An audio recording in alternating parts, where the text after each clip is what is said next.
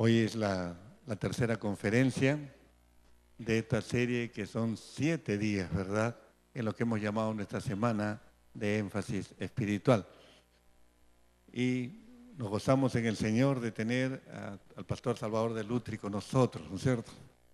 Yo sé que ustedes quieren escuchar la palabra de Dios, ¿no es cierto?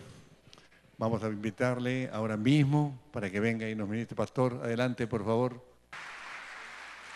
Gracias. Muchas gracias. Dios le bendiga. Voy a ir anunciando los temas de los días siguientes antes de comenzar para no olvidarme al final. Mañana vamos a hablar del resentimiento y del remordimiento. Van a ser los temas de mañana, el resentimiento y el remordimiento. Y quiero recordarles que el lunes a la noche estamos con todos los matrimonios aquí. Así que esto no se termina el domingo. El lunes estamos con todos los matrimonios en este lugar. Ayer les dije que les iba a pedir algo, pero se lo voy a pedir mañana.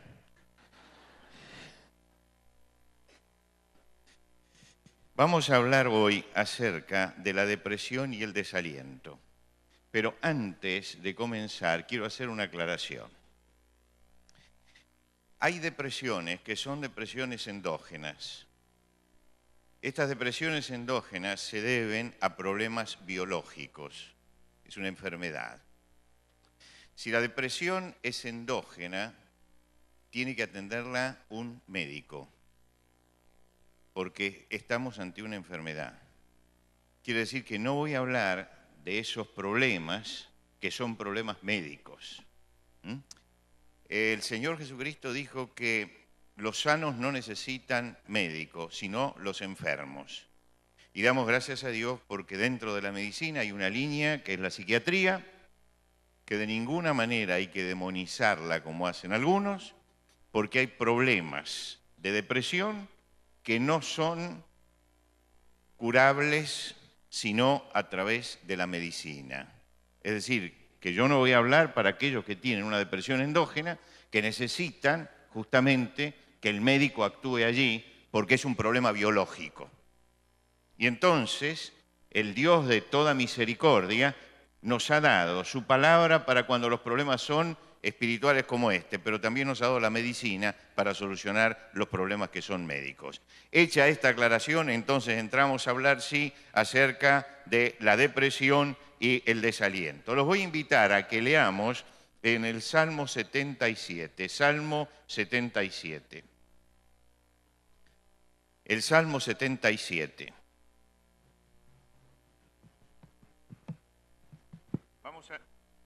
Vamos a leer de este salmo los primeros 15 versículos.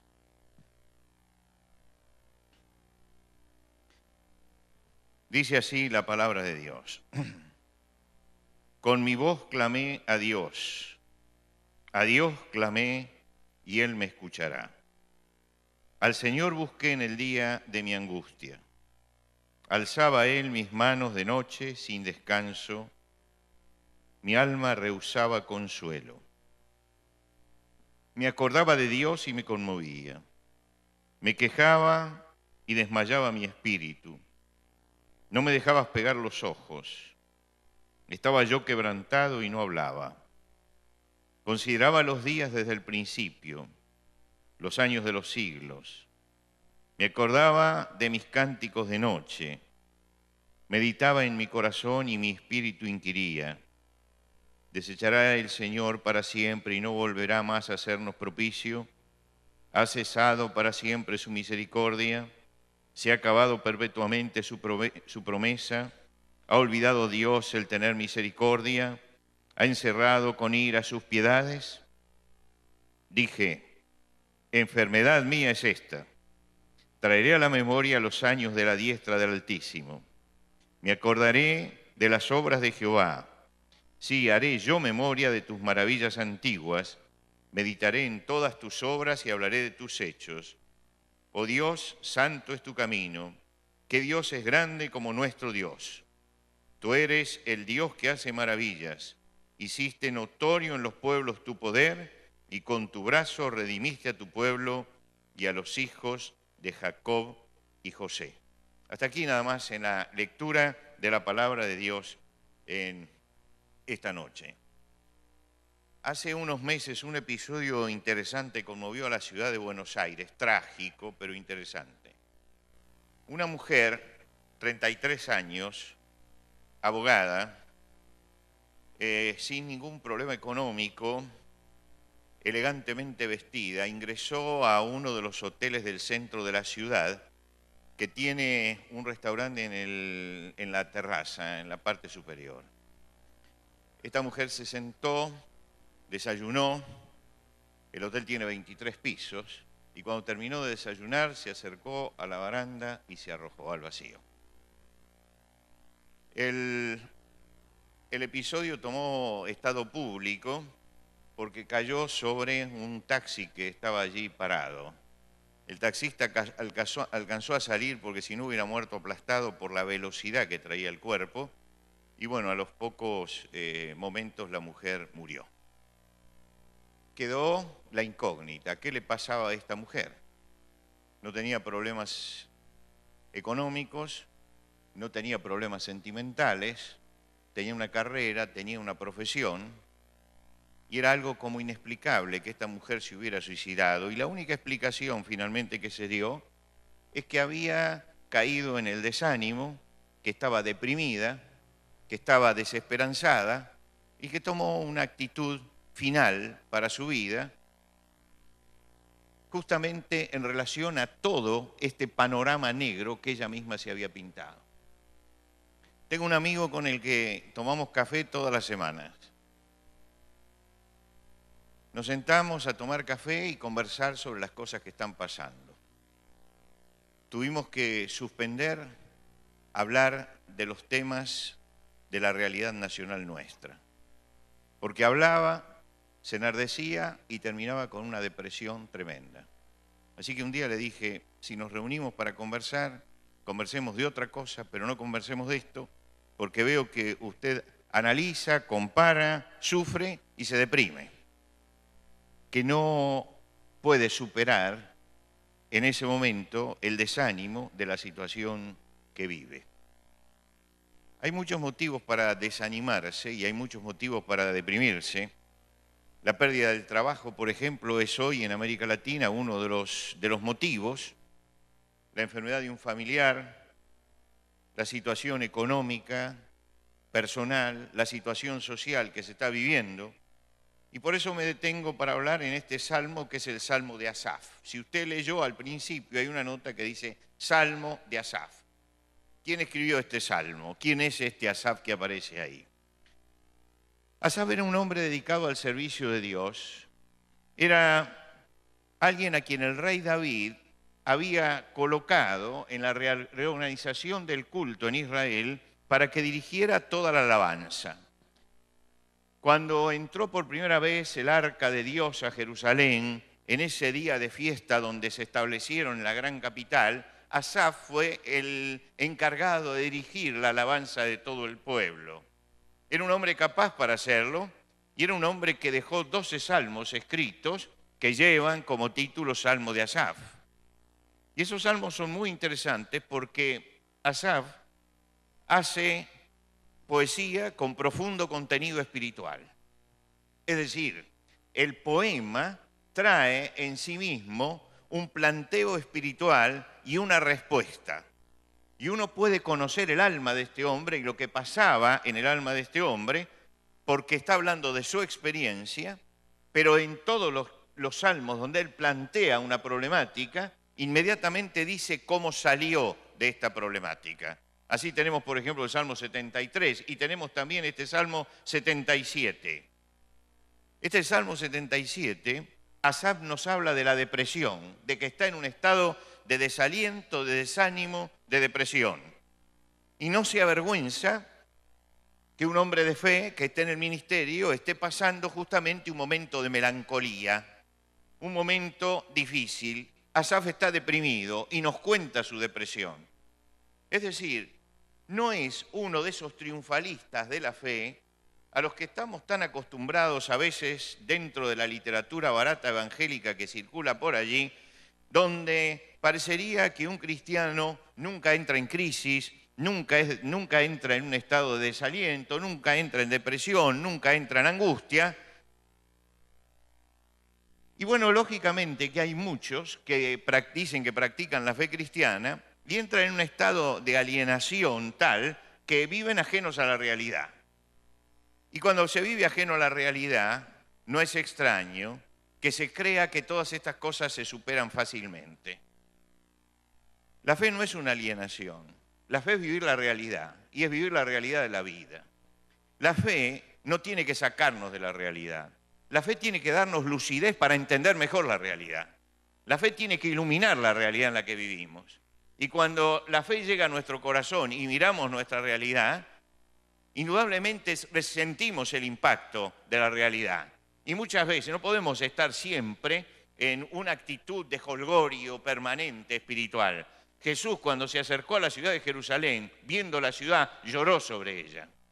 En la realidad de esa ciudad pecadora, el futuro de esa ciudad, el camino que había tomado, había conmovido profundamente su corazón y él lloró frente a eso. Y esto nos marca justamente la dimensión de la humanidad de Jesucristo, la dimensión de su humanidad que pasa por todas las experiencias humanas. Él llega al momento de la cruz y dice, mi alma está angustiada hasta la muerte. El espíritu está presto, pero la carne es débil. Nos está hablando de una persona que está viviendo todas las experiencias humanas y es el Hijo de Dios encarnado. Quiere decir que nosotros no podemos eludir las experiencias humanas y dentro de las experiencias humanas aparecen justamente circunstancias que nos pueden llevar a situaciones como la que nos cuenta en este momento Asaf. Cuando hace la descripción desde el versículo 3 en adelante, Asaf nos muestra todas las características de una persona deprimida. Él dice en el versículo 3, me acordaba de Dios y me conmovía, pero me quejaba y desmayaba mi espíritu. Más adelante va a decir que no podía pegar los ojos, que estaba quejado por el insomnio, que pensaba y no dormía, que hacía introspección, se metía para adentro. Fíjese que estas son las características de todo el que entra en estado de desánimo, de desaliento, que siente como si las fuerzas se le fueran, como si se mete en la cama pero no quiere salir de la cama, le gustaría no tener que levantarse a la mañana, cuando escucha el despertador siente que es una condena. Bueno, el despertador es siempre una condena, ¿no? Dejémoslo ahí esto, hagamos un paréntesis, Pero siente que no se puede levantar. Hay algo que lo retiene allí. Y dice, pero en la noche no pegaba los ojos. Es decir, la cabeza trabajaba, estaba quejado por el insomnio, pensaba y no dormía, cavilaba y no dormía. Y cuando hace la introspección, dice, pensaba en Dios y me conmovía, porque es un hombre que cree, es un hombre que tiene fe, no ha dejado de creer de ninguna manera, sin embargo comienza a preguntarse cosas que son impropias en ese momento. Él se pregunta, ¿el Señor me habrá abandonado para siempre? Él se pregunta, ¿que ya no tendrá misericordia de mí? ¿Sus promesas no se cumplirán? ¿Solo puedo esperar la ira de Dios? Es decir, se está planteando problemas espirituales profundos. Y yo quisiera mirar en este momento a Asaf, en ese instante que él nos pinta, y hacer dos cosas. En primer lugar, agradecerle a Asaf porque ha dejado este salmo. Porque ¿quién no ha estado alguna vez en esta situación? Y cuando él deja este salmo, y uno ve que es un hombre de fe, que está dirigiendo la alabanza, y que él cuenta esto que le está pasando, uno siente que la fe siempre se encarna en hombres, en personas que tienen dimensión humana, que no están por sobre la humanidad. Y uno descubre que las experiencias que uno pasa muchas veces en la vida no eran ajenas y no son ajenas a un siervo de Dios como Asaf. Y doy gracias a Dios porque lo dejó escrito allí. Pero además, doy gracias a Dios porque realmente Asaf no solamente relata lo que es una depresión mucho antes que los psicólogos y los médicos tipificaran el asunto, nos dice qué era lo que sentía realmente, sino que además nos dice que su teología, su forma de concebir a Dios, empezó a entrar en crisis, porque empezó a pensar que Dios lo había abandonado para siempre. Me está diciendo que no solamente es un problema de desaliento, de yo no aguanto más, de no puedo ya con esta situación, sino que esto le hizo hacer un planteo espiritual profundo donde cuestionó si Dios respondería a las necesidades íntimas de su vida, si Dios en alguna forma no le había soltado la mano. Ahora, él ha llegado a este estado. Él ha llegado a ese momento crítico de la vida. Y entonces reacciona. Y en esa reacción comienza a narrarse en la segunda parte cuando dice, enfermedad mía es esta. Enfermedad mía es esta. Asaf se puso anteojos negros. Y cuando uno se pone anteojos negros, todo lo ve negro. Todo lo ve negro. Es decir, que el color del cristal con que yo miro la realidad es lo que colorea también esa realidad. Y entonces él iba a llegar a la oscuridad total y se detiene y dice, enfermedad mía es esta. Es decir, yo no estoy bien, yo estoy enfermo, algo me está pasando. Pero este no es un asunto de Dios, ni es un asunto de la realidad, ni es un asunto de la sociedad. Esta es una enfermedad que tengo yo. La primera reacción es mirarse para adentro y decir, ¿no será que tengo puestos los anteojos negros? En el mes de febrero me operé de cataratas. Una catarata en el ojo derecho. Así que cuando salí y vuelvo a la primer curación, le digo, doctor, el problema es que cuando estoy en la luz, me deslumbra la luz. Y me dice, bueno, usted tuvo, es como si hubiera tenido, dice, el cristalino empañado durante todo este tiempo. Ahora, usted la saca y la luz lo hiere. Entonces póngase anteojos oscuros cuando hay sol. Ahora, yo no acostumbraba a usar anteojos oscuros, pero me tuve que poner los anteojos oscuros cuando había sol. Y un día entro a la iglesia y digo, pero qué oscuro que está esto, ¿qué pasa que no encienden las luces? Resulta que lo que pasa es que yo tenía los anteojos oscuros puestos, no era que estaba oscuro, pero veía todo oscuro, veía todo oscuro. Cuando uno tiene anteojos negros, ve todas las cosas oscuras. Y lo que le había pasado justamente a Asaf era eso. Flaubert, el que escribió Madame Bovary, aquella famosa novela, dice, una manera de vencer el desaliento podría estar en algo tan sencillo como en cambiar la perspectiva de dónde se ven las cosas. Fíjese que no estamos hablando de un cristiano ni de alguien que estaba en lo espiritual, estamos hablando de un novelista, un excelente novelista, pero un novelista. Pero un novelista siempre, sobre todo Flaubert, es un hombre que ha analizado profundamente el corazón del hombre y que ha analizado las reacciones. Madame Bovary es un estudio, es un análisis de un personaje donde logra llegar hasta lo profundo de él, de ella, ¿no? Fíjense que es tan profunda que Mario Vargas Llosa escribe un comentario, un análisis de este libro, en La orgía perpetua, que es un libro maravilloso donde analiza a Flaubert y su obra. Es uno de los mejores estudios literarios que se ha hecho sobre esto. Y él habla de este personaje tan bien descrito. Quiere decir que Flaubert llegaba al fondo del corazón humano. Él sabía cómo funcionaba el alma. No sabía arreglarla, pero sabía cómo funcionaba el alma.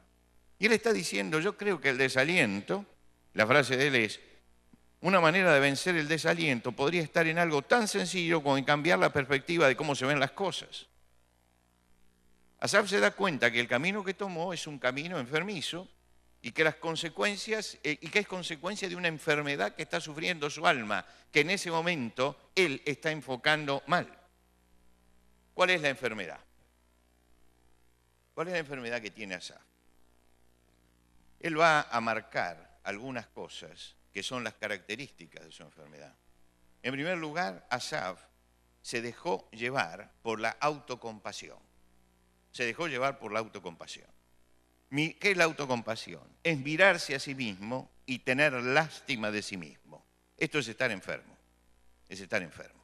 Mirarse a sí mismo con autocompasión, no mirarse como realmente uno es entrar en el terreno de la enfermedad. Asaf entró en el terreno de la autocompasión, empezó a compadecerse de sí mismo. Si usted va al Antiguo Testamento, se va a encontrar con la historia de Gedeón. Gedeón es un hombre que es llamado por Dios en una situación muy especial, ustedes seguramente la conocerán. Dios lo convoca para encabezar una lucha. Su pueblo está pasando por un mal momento y Dios le dice que él ha sido llamado para salvar a Israel. ¿Cuál es la respuesta que da Gedeón en ese momento? ¿Qué es lo que Gedeón le contesta a Dios? ¿Cómo voy a salvar yo a Israel? Mi familia es pobre y yo el menor de la casa de mi padre. Ahora, ¿qué tiene que ver que la familia sea pobre y él sea el menor de la casa de su padre en ese momento? Salió la vena de la autocompasión. Pobrecito yo, ¿qué voy a hacer? Y lo que le pasó a Asaf fue esto, que tuvo autocompasión. Pobre yo que estoy en esta situación. La autocompasión es una enfermedad. Y es una enfermedad espiritual. Y es una enfermedad que rechazó el Señor Jesucristo en forma dramática. Cuando él fue encarado por Pedro, el primer día que él habló sobre la cruz, la primera vez que él habló sobre la cruz, Pedro lo encaró y lo encaró aparte y lo llamó y le dijo: Señor, ten compasión de ti mismo, nunca tal te acontezca. ¿Qué le está pidiendo? Que él se compadezca de sí mismo, que él tenga compasión de sí mismo. ¿Cuál fue la respuesta de Jesús? Vete de mí, Satanás. La autocompasión es una acción de Satanás sobre nuestra vida. Cuando yo me miro al espejo y empiezo a decir, pobrecito yo, allí Satanás me está escribiendo el libreto. No es un libreto mío, es algo que Satanás pone en mi corazón. Hay que tener cuidado porque muchas veces incentivamos el desaliento, incentivamos la depresión simplemente porque tenemos autocompasión, porque nos autocompadecemos, porque nos compadecemos de nosotros mismos. Asaf se compadecía del mismo. Cuando Gedeón le dijo a Dios, pero yo soy de una familia pobre y soy el menor de mi casa, el Señor lo sacudió y le dijo, ¿no te envío yo? Como diciendo, terminemos con esto. No vamos a dar vuelta ahora en la compasión que te tienes a ti mismo. Miras para adelante, avanzas o te quedas acá parado autocompadeciéndote. Lo primero que aparece en Asaf es justamente que él salta de esta autocompasión, que él salta de esta situación enfermiza, que se da cuenta que no tiene por qué compadecerse de sí mismo, no tiene por qué compadecerse. La segunda cosa es que él ha dado rienda suelta a la loca de la casa. La loca de la casa es la imaginación. La imaginación es la loca de la casa. La imaginación es maravillosa. Es un don de Dios que nos permite crear mundos. Nosotros leemos la Biblia e imaginamos. De niño,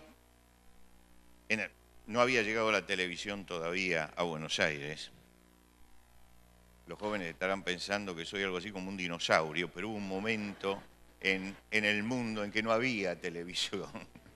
No había llegado y teníamos la radio. La radio es fascinante. Me acuerdo que todos los días a las 5:15 de la tarde, había un programa de 15 minutos que se llamaba Sandokan. Era la historia de Sandokan, el Sandokan de Salgari. Y por supuesto que yo hace 40 años que trabajo en radio y uno sabe cómo se maneja la radio. La radio es magia, es pura magia, es pura magia. Es poner un ruido y que la gente con su imaginación cree. Y yo veía la cerrada espesura de la selva mientras que lo escuchaba, los barcos con sus velas al viento, las cimitarras, los elefantes atravesando la espesura, todo eso pasaba por mi imaginación. Es que la imaginación es importante en la vida. Fíjese, un estimulante y la gente imagina. Tenemos el programa Tierra Firme, que sale en este momento está saliendo en más de 500 emisoras en todo el mundo de habla hispana. Y a veces hacemos presentaciones públicas. Hemos hecho presentaciones públicas, por ejemplo, en Uruguay, a gente que escucha el programa. Lo hacemos en un teatro, porque se reúne es tanta la gente que se reúne que necesitamos un teatro. Así que cuando el telón se abre y yo aparezco, la gente se desilusiona. Porque dice, yo pensaba que usted era rubio, que tenía 30 años, que un montón de cosas así. No. La voz los engañó, porque la voz no envejece, la voz los engañó. Pero se han forjado todo. Entonces ahora cuando nos presentamos, lo primero que digo es, lamento desilusionarlos. Yo soy Salvador de Lutri. ¿No es cierto? ¿Por qué? Porque la gente tiene ese don que Dios nos ha dado, de imaginarnos. Pero yo la califiqué al principio con esto que no es una creación mía, que es lo que dicen los literatos. La califiqué como la loca de la casa. ¿Por qué? Porque así como la imaginación es maravillosa para crear mundos, también la imaginación nos puede descontrolarse y hacernos entrar en pozos de oscuridad, me lleva por caminos de temor, me muestra todo lo negro y peligroso. Asaf perdió el control de su imaginación. Perdió el control de la imaginación. Y su imaginación empezó a volar. Y llegamos al desaliento y llegamos a la depresión cuando nos empezamos a autocompadecer y la imaginación empieza a volar y empieza a volar desbocadamente. Ya no la dominamos y entonces imaginamos. Y como tenemos puesto anteojos negros, todo lo que imaginamos es negro. Y entonces aparece un fenómeno de retroalimentación. Estoy desalentado, veo todo negro, el futuro es todo negro, por lo tanto tengo que desalentarme más. Y desalentarme más y entro en un círculo vicioso de desaliento.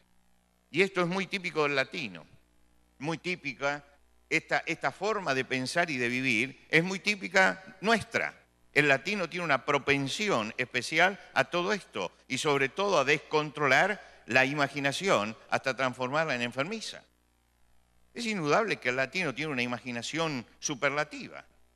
Usted lee, por ejemplo, 100 años de soledad de Gabriel García Márquez y usted se asombra de esa imaginación desbordada realmente. En cada página lo asombra la imaginación.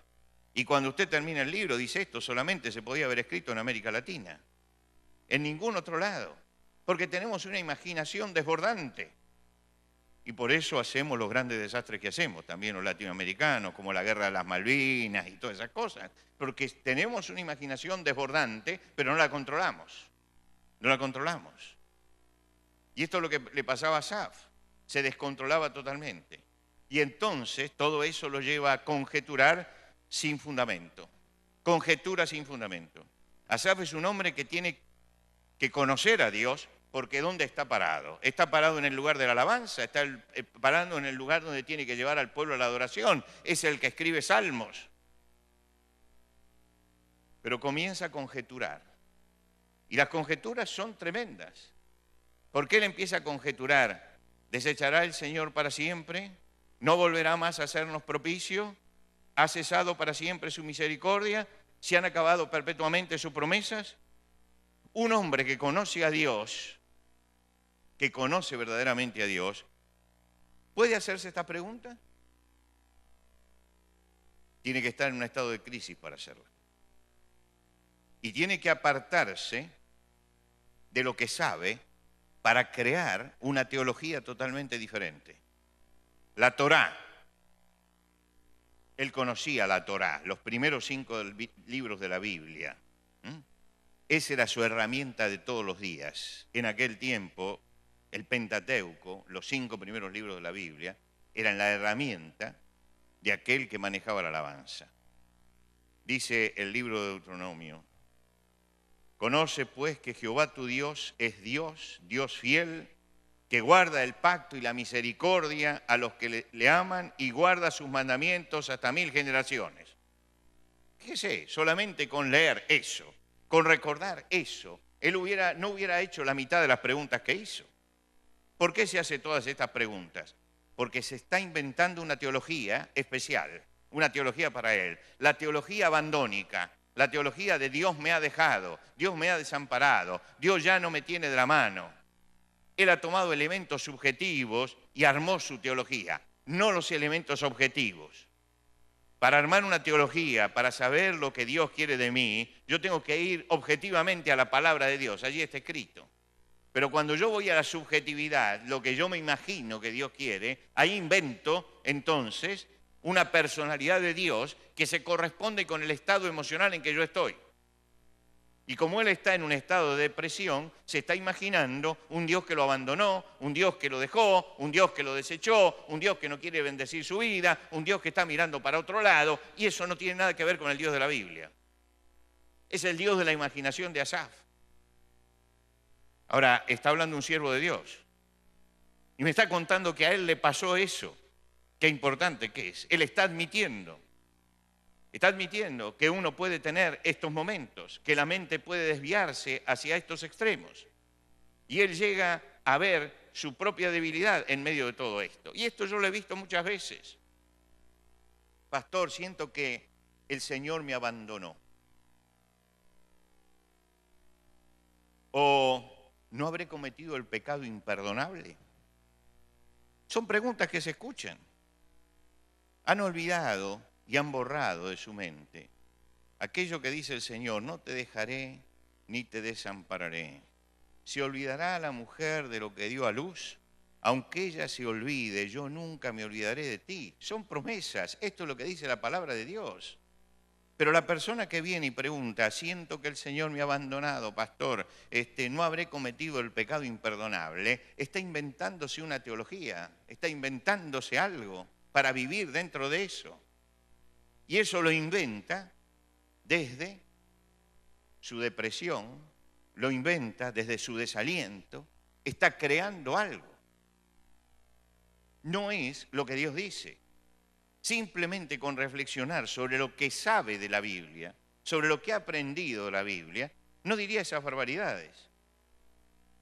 Pero lo está diciendo. Asaf tiene anteojos negros, todo lo ve oscuro. Ahora tiene que sacarse los anteojos negros. Pero no cambia los anteojos negros por los anteojos rosa. Porque hay que tener cuidado de no usar anteojos negros, pero tampoco usar anteojos rosa. No es que Asaf está aquí pesimista y entonces se convierte en un optimista. El que tiene anteojos negros cae en el pesimismo. El que tiene anteojos rosa cae en el optimismo. Y yo le voy a recordar una frase de Chesterton. Chesterton dice: un optimista es un imbécil, pero feliz. Y un pesimista es un imbécil, pero desgraciado. Mira la definición. Tanto el optimista como el pesimista son actitudes que si no están fundamentadas en la realidad, forman parte, lo dice Chesterton, no lo digo yo, dice, forman parte de la imbecilidad humana. Quiere decir que él define, usted no puede estar ni en un lado ni en el otro, no se ponga los anteojos negros, pero no se los haga y se ponga los anteojos rosas. Es decir, vea con claridad, vea con lentes naturales, vea lo que está pasando. Y esto es lo que tenemos que buscar en nuestra vida espiritual, ser realistas, mirar las cosas como son, no caer en falsos misticismos, pero no caer tampoco en depresiones. Ver todo negro o todo rosa es no ver con claridad. Y lo que el cristiano tiene que ver en la vida es ver con claridad. ¿Y cómo hace Asaf? Asaf empieza a analizar la realidad basándose en la experiencia de lo que la Escritura le ha enseñado. Él dice: me acordaré de las obras del Señor, haré memoria de tus maravillas antiguas, meditaré en tus obras y hablaré de tus hechos. Es decir, voy a buscar en la historia, en lo que conozco, en eso que yo he leído, en lo que dice la palabra de Dios, voy a buscar aquellas cosas que me hablan de Dios. Voy a recomponer la teología que se me descompuso. Voy a empezar a mirar a Dios como realmente es. Entonces voy a ir y voy a buscar y voy a contestar las preguntas, no de acuerdo a lo que dice mi imaginación, no de acuerdo a donde se inclina mi corazón, sino me voy a preguntar cómo actúa Dios. Y voy a leer, voy a buscar cómo actúa Dios, cuál es su poder, cuáles sus promesas. Él está direccionando el pensamiento. Mis hermanos, cada vez que abrimos la Escritura, estamos direccionando el pensamiento en la dirección en que Dios quiere que pensemos. porque estamos acercándonos a la revelación de Dios, la palabra viviente de Dios. Y cuando yo llego a la palabra viviente de Dios, me estoy enfrentando con la palabra viva. Esa palabra viva orienta mi pensamiento. Él dice, voy a recordar todo eso. ¿Qué fue lo que Dios hizo? ¿Cuál fue la obra de Dios? ¿En qué forma trató Dios a su pueblo? Voy a mirar quién es el Dios en el que estoy creyendo. Direcciona el pensamiento y direcciona el pensamiento para no divagar. Usted sabe lo que es divagar, ¿no es cierto? Es vagar con el pensamiento por cualquier lado. Los argentinos tenemos la manía de los cafés, sentarnos en el café a tomar café con un amigo. Esto es casi una religión, diríamos, una religión pagana, pero religión al fin. Entonces usted se encuentra con 2 o 3 amigos tomando café y pasa por allí y le dice, ¿qué están haciendo? Acá estamos filosofando. No, no están filosofando, están divagando, que es distinto. Una cosa es filosofar y otra cosa es divagar. Fíjese que Platón, que es uno de los padres de la filosofía occidental, en la puerta de la academia había colocado un cartel que decía, nadie entre que no sepa geometría. Ahora usted dice, ¿y para qué quiero la geometría si voy a estudiar filosofía? Es que en la geometría se trabaja con abstractos y se necesita el pensamiento lógico. Entonces él sabía que si la persona no sabía manejarse con abstractos, con cosas abstractas, porque usted en la geometría habla del punto, la línea, el punto y la línea no existen. Cuando usted define el punto, ¿no? Es una entelequia el punto y lo mismo la línea. No existen. Y usted tiene que aprender a razonar sobre eso. Razonar sobre eso. Entonces hace una propuesta y razona. Entonces él dice, él pone esto porque piensa, la geometría da rigor al pensamiento, rigor lógico. Y si quiere filosofar, tiene que tener rigor lógico. ¿Por qué? Porque si no tiene rigor lógico, empieza a divagar. Divaga, el pensamiento va por cualquier lado. Entonces, si queremos entrar con rigor lógico a conocer a Dios, entonces tenemos que ir a la palabra de Dios. Allí está escrito. No tengo que dejar que mi mente divague de un lado para otro. Tengo que centrarme en eso. Tengo que seguir ese camino. Asaf sale de la divagación. Ya se fue el tiempo, pero usted aguante. Sale del subjetivismo, deja de conjeturar, mira hacia el pasado y se concreta en los hechos.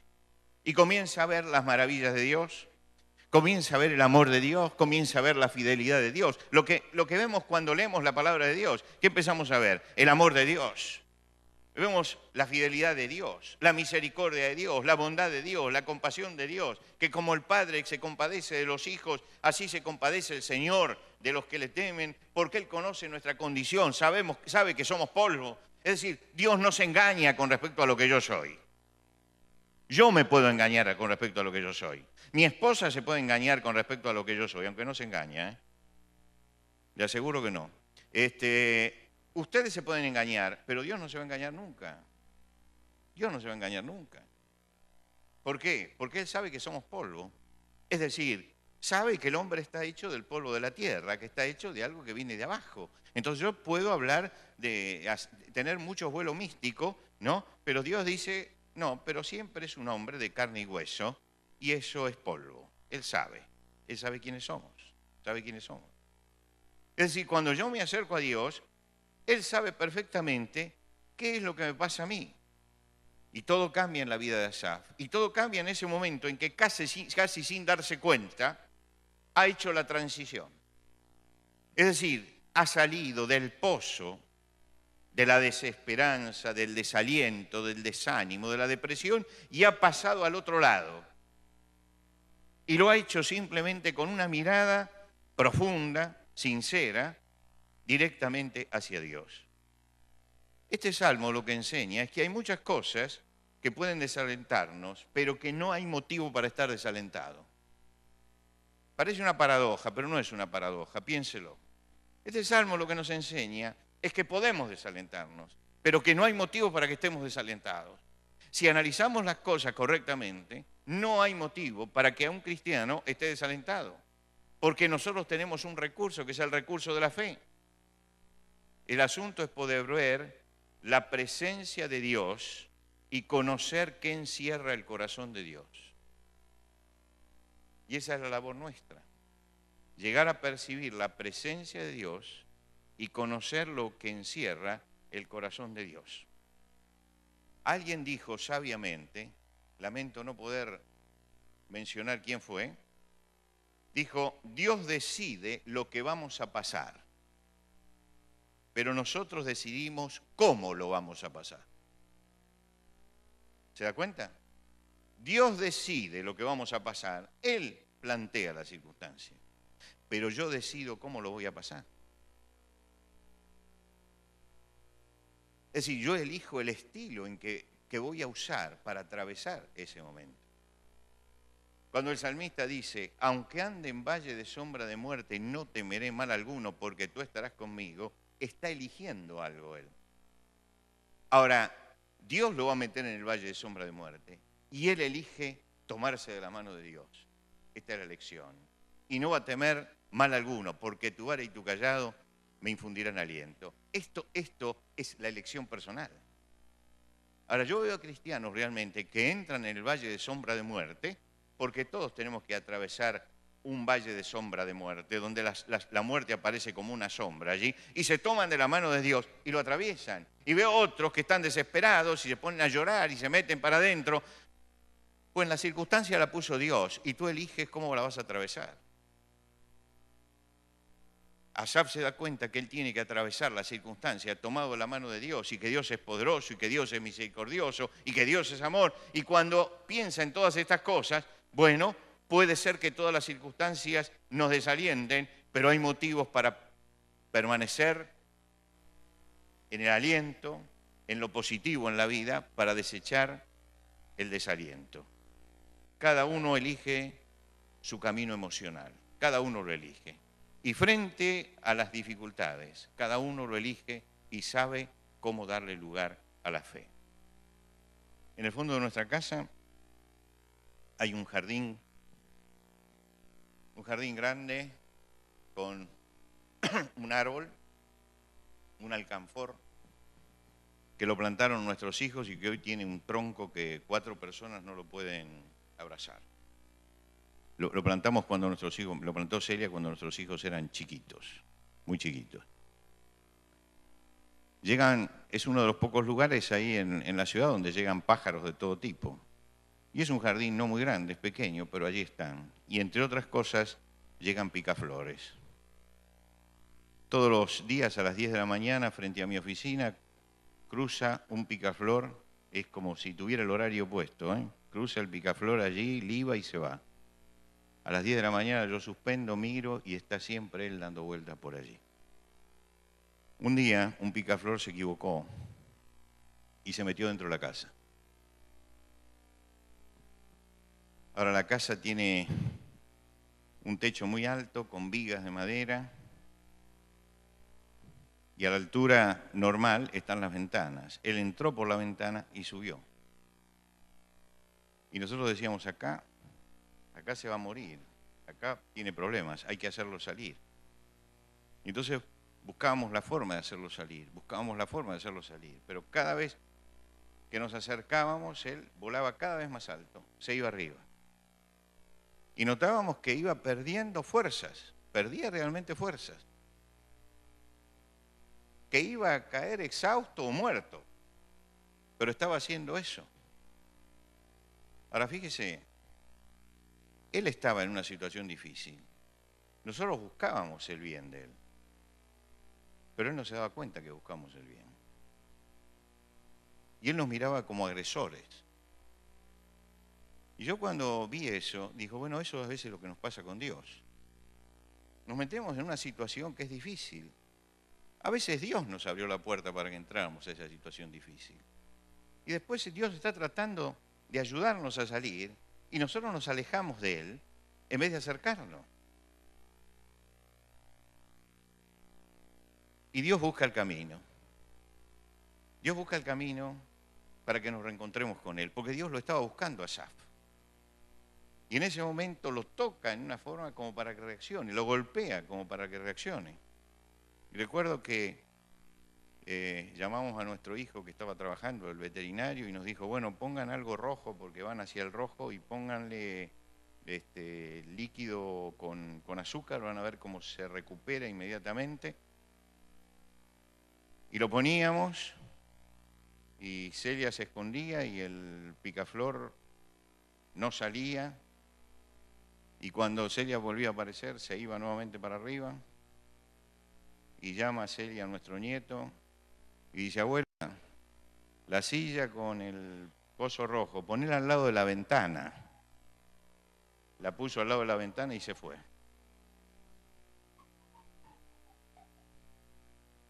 Y creo que lo que Dios hace es eso.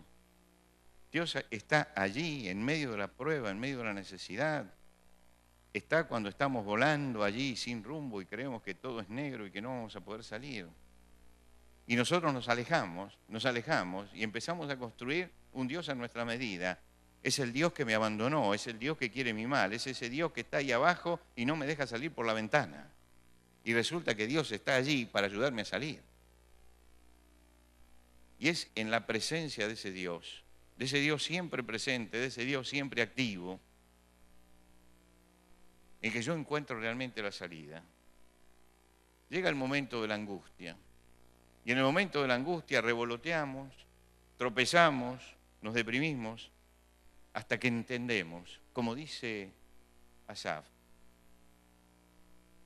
hasta que me doy cuenta que el problema no es mi relación con Dios, ni que Dios me abandonó, que el problema soy yo, que es un problema mío que es un problema mío, y que el Señor siempre es nuestro ayudador, y aparece el Señor como ayudador, y es el Señor el que lo levanta. Hermano, no vas a poder eludir problemas en la vida, no vas a poder eludir dificultades, no vas a poder eludir situaciones de angustia o situaciones que desalienten, porque aparecen siempre en la vida. Como decíamos ayer, esto no es el jardín del Edén, esto es la tierra, esta es la tierra de la maldición. Y entonces tenemos que vivir la realidad de que si estamos aquí, indudablemente no vamos a poder transformar esto en un Edén. Recibiremos problemas, habrá dificultades, pero hay algo que tenemos que tener siempre presente, que yo elijo cómo atravieso esa dificultad, que yo soy el que tomo decisión frente a eso, y que si bien muchas veces el panorama es desalentador, es muy desalentador, sin embargo, no hay motivo para desalentarse. Y ustedes peruanos lo saben bien. Yo he predicado en esta iglesia, escuchando el sonido de las bombas y viendo la muerte en las calles. Ustedes se acuerdan de eso, ¿no? ¿Se acuerdan? Había motivos para desalentarse. Y sin embargo, aquí están. El Señor los ha puesto en esta situación. El Señor los ha librado. Esto no es obra de los políticos. Pero yo recuerdo a esta iglesia orando por eso, orando profundamente por todas esas cosas. Y había motivos para el desaliento. Y yo cuando llego al Perú ahora y veo la situación en que ustedes están ahora, siento un inmenso gozo y una inmensa alegría por todos ustedes. Porque yo sé lo que fue ese sufrimiento y sé lo que fue ese dolor. Y ahora están así. El Señor tenía algo preparado mejor para todos ustedes. Mejor. Porque el Señor siempre abre puertas, abre caminos, nos saca de donde estamos cuando clamamos a Él. El Señor es bueno, fortaleza en el día de la angustia y conoce a los que en Él confían. Recuerde siempre esto, el Señor es bueno, fortaleza en el día de la angustia y Él conoce a los que en Él confían. Y si confiamos en el Señor, puede ser que la circunstancia en un momento nos desaliente, nos dé un sacudón, pero en ese momento yo reacciono y digo, sí, es verdad, todo esto parece que me desalienta, pero está el Señor y yo no puedo desalentarme si el Señor está conmigo, porque si el Señor está conmigo, siempre vamos a salir. Y el Señor, hermanos, está siempre con nosotros. He aquí, yo estoy con vosotros todos los días hasta el fin, y esa promesa se sigue cumpliendo hasta el día de hoy.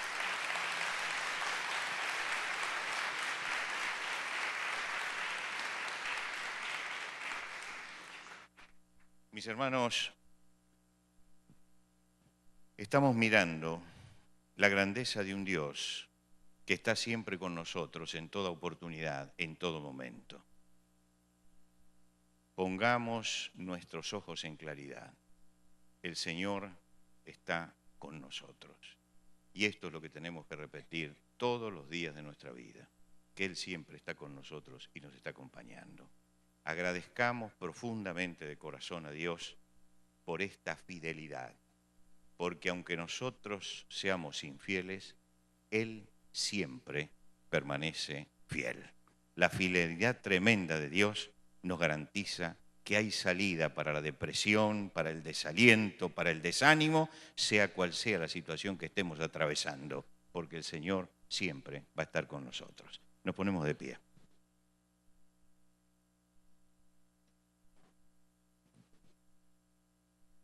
Señor, queremos agradecerte esta noche porque nos has reunido en este lugar.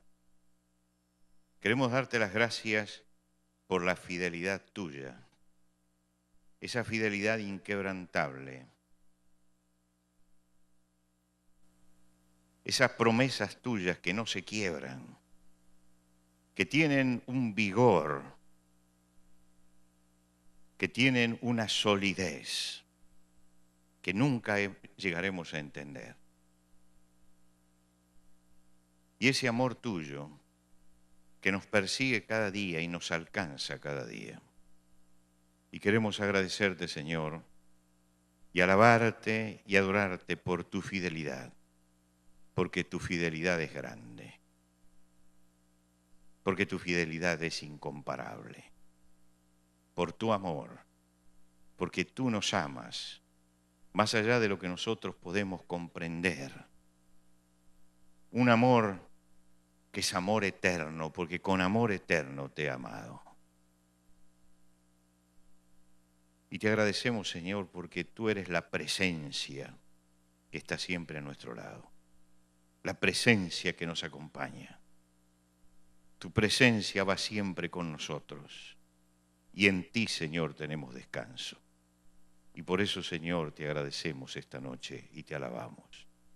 Sabemos que tendremos que atravesar por pruebas y por momentos difíciles, pero tú estarás con nosotros todos los días hasta que partamos a la eternidad.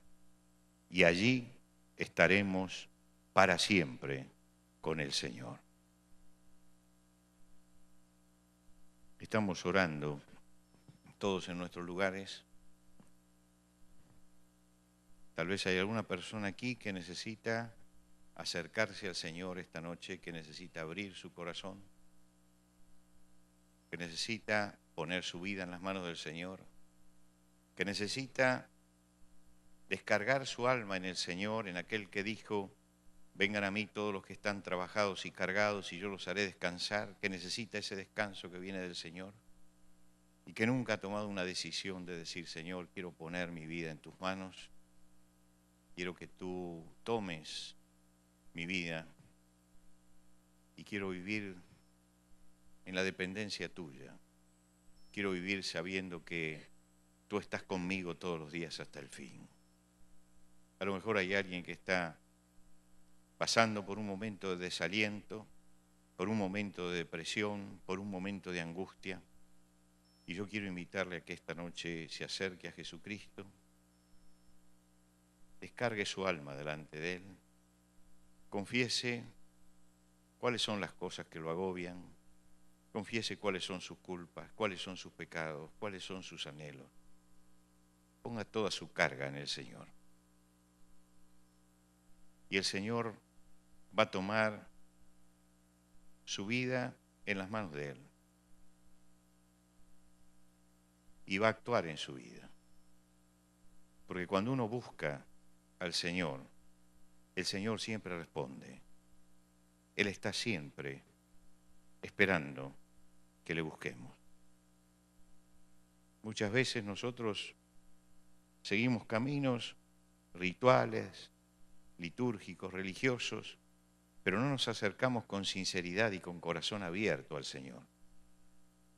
Esta noche puede hacerlo, puede acercarse con el corazón abierto al Señor, al margen de toda liturgia.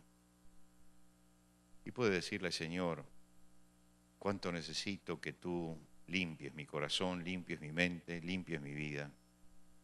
Y necesito tomarte de la mano tuya para saber que tú estás conmigo todos los días hasta el fin, para poder afirmarme en ti, para poder tomarme de la mano tuya e ir con tranquilidad en la vida y saber que aunque vengan cosas que quieren desalentarnos, no hay motivo para que me desaliente mientras que estés tú a mi lado.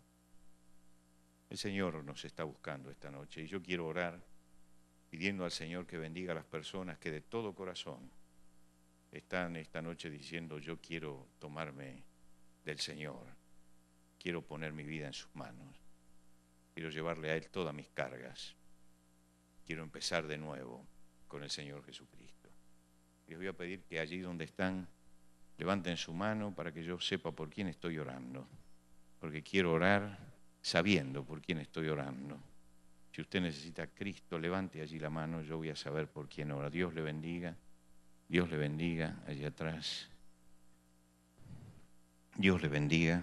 Estoy mirando abajo, ya voy a mirar arriba también. Dios le bendiga. La mano levantada bien alta, Dios le bendiga, joven. Dios le bendiga. Dios le bendiga. Dios le bendiga allá atrás. Voy a mirar ahora para arriba. Es más difícil porque tengo las luces de frente, pero Dios le bendiga allí. Dios le bendiga. Voy a estar orando por cada uno de ustedes. Señor, queremos pedir que estas personas que esta noche necesitan tomarse del Señor y vienen a Él, con todas sus cargas, con todos sus problemas, con todas sus necesidades, se acerquen con sinceridad a ti, entreguen su vida y salgan con la certeza de que tú estás con ellos desde este momento y para siempre. Señor, quita sus cargas, derrama sobre sus vidas la bendición tuya, esa bendición que es bendición perfecta, es una bendición que viene desde el cielo a la tierra, esa bendición que nunca trae tristeza, sino que trae el gozo y la alegría de la presencia tuya. Bendice, Señor, con esa bendición a quienes te estás buscando con sinceridad hoy. Señor, dales la paz de Jesucristo, que puedan saber que se han puesto en las manos más poderosas y que salgan de este lugar en paz contigo, en paz con el prójimo, y que puedan, Señor, vivir el gozo de estar con el Señor, la esperanza cristiana, la alegría de estar con Cristo. Y que sepan, Señor, que cuando están contigo nadie les puede quitar ni el gozo ni la alegría de tu presencia.